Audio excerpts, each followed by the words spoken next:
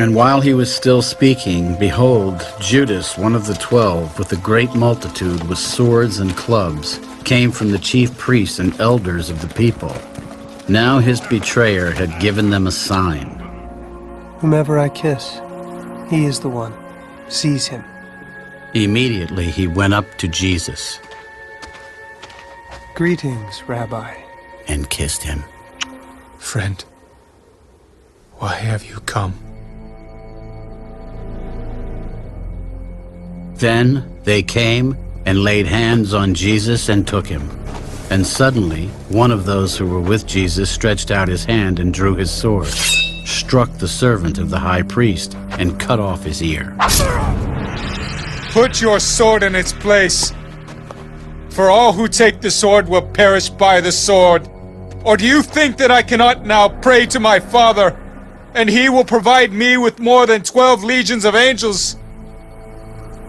How then could the scriptures be fulfilled, that it must happen thus?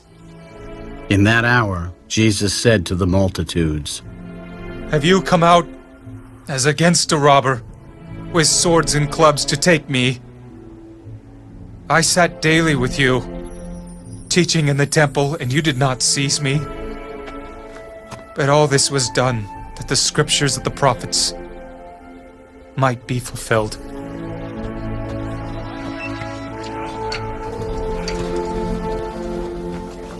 Then all the disciples forsook him and fled, and those who had laid hold of Jesus led him away to Caiaphas the high priest, where the scribes and the elders were assembled. But Peter followed him at a distance to the high priest's courtyard, and he went in and sat with the servants to see the end.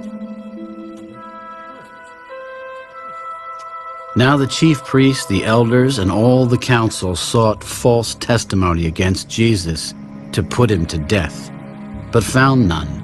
Even though many false witnesses came forward, they found none. But at last 2 false witnesses came forward.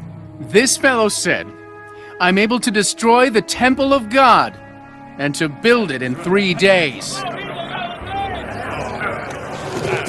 And the high priest arose and said to him, Do you answer nothing? What is it these men testify against you?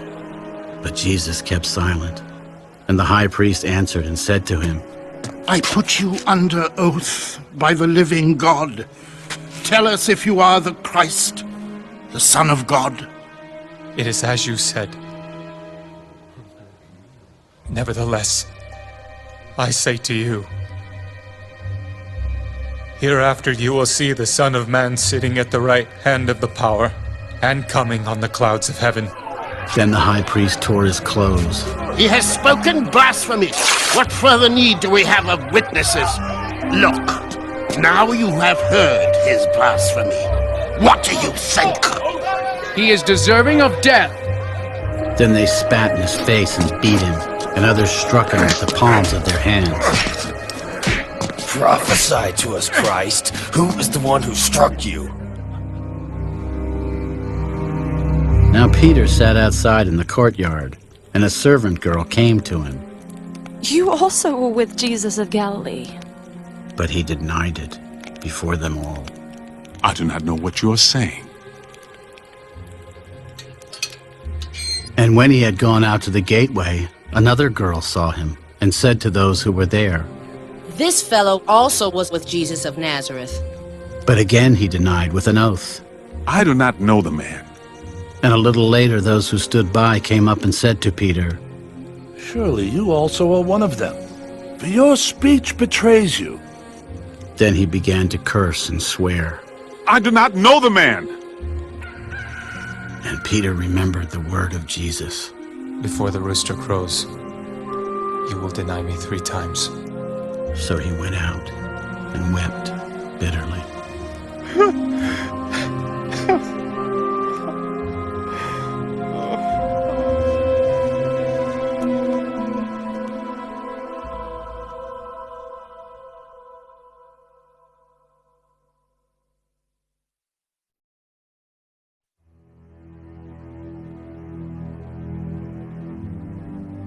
When morning came, all the chief priests and elders of the people plotted against Jesus to put him to death.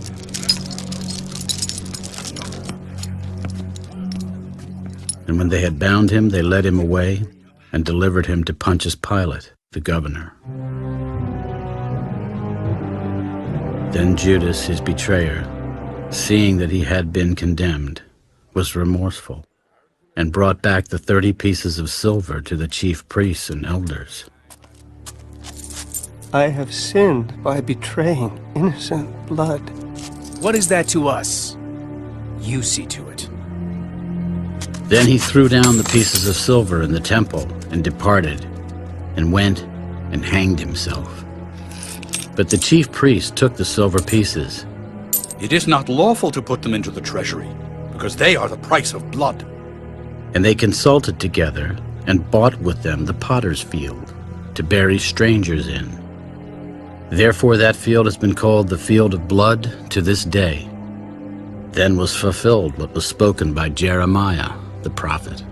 And they took the 30 pieces of silver, the value of him who was priced, whom they of the children of Israel priced, and gave them for the potter's field, as the Lord directed me. Now Jesus stood before the governor.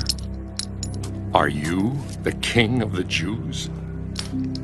It is as you say. And while he was being accused by the chief priests and elders, he answered nothing. Do you not hear how many things they testify against you?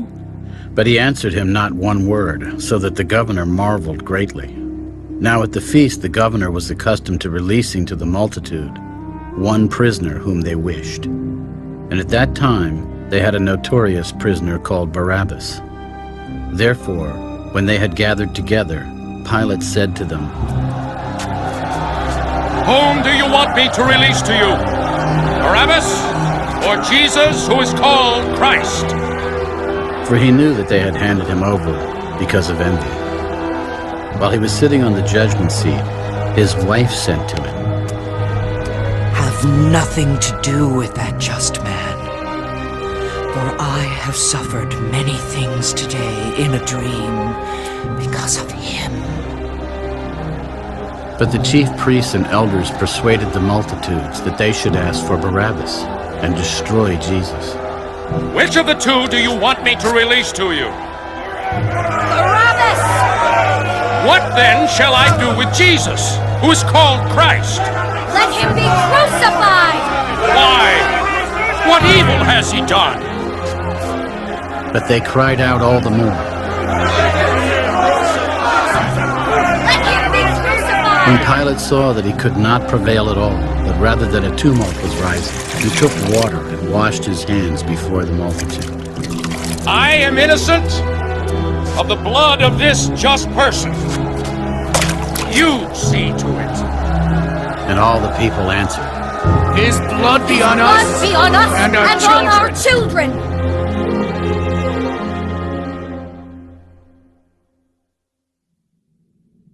Then he released Barabbas to them. And when he had scourged Jesus, he delivered him to be crucified.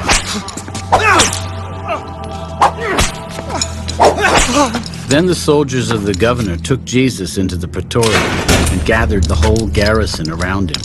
And they stripped him and put a scarlet robe on him.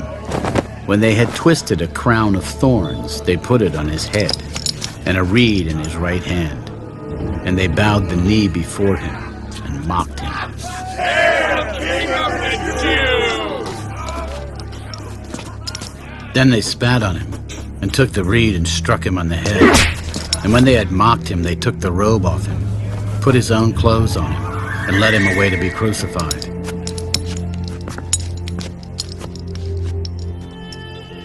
Now as they came out, they found a man of Cyrene, Simon by name. Him they compelled to bear his cross.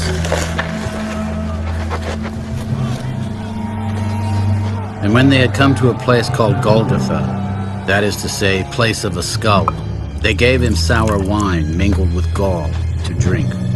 But when he had tasted it, he would not drink.